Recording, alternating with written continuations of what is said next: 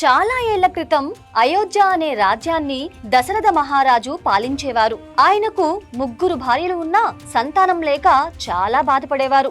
అప్పట్లో రావణాసురుడు అనే రాక్షసుడు దేవతలను, మునులను తెగ ఇబ్బంది పెడుతూ ఉండేవాడు. ఆ రాక్షసుణ్ణి అంతం చేయడానికి సాక్షాత్తు విష్ణుమూర్తే దశరథుడికి పెద్ద కొడుకుగా పుట్టాలని నిర్ణయించుకున్నారు. దశరథుడు చేసిన పుత్రకామేష్టి యాగం వల్ల కలిగిన ప్రసాదాన్ని భార్యలు స్వీకరించగా చైత్రశుద్ధ నవమి నాడు రాముడు జన్మించాడు.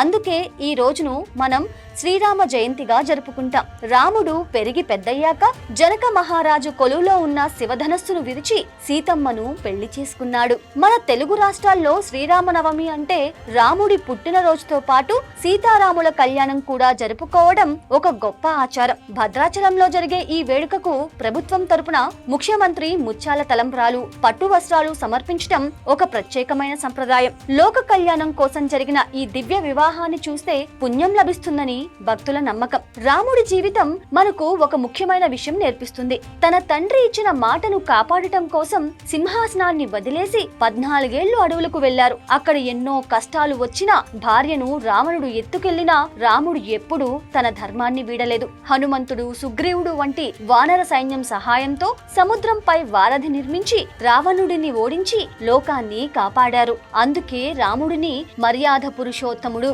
అంటే నియమబద్ధమైన మనిషి అని పిలుస్తారు. శ్రీరామనవమి రోజున మనం కేవలం పూజలు చేయడమే కాదు, పానకం, వడపప్పు ప్రసాదంగా తీసుకుంటాం. ఈ పానకంలో మిరియాలు, బెల్లం, సొంటి కలుపుతారు. వేసవి కాలం మొదలయ్యే ఈ సమయంలో ఇవి వంటికి చలవ చేయడమే కాకుండా రోగ నిరోధక శక్తిని కూడా పెంచుతాయి. ఇలా భక్తితో పాటు ఆరోగ్యాన్ని, నిజాయితీగా ఎలా బతకాలో నేర్పే గొప్ప పండుగే ఈ శ్రీరామనవమి. రాముడు పాలించిన ఆదర్శవంతమైన పాలననే మనం ఇప్పటికీ రామరాజ్యం అని గుర్తు చేసుకుంటూ ఉంటాం.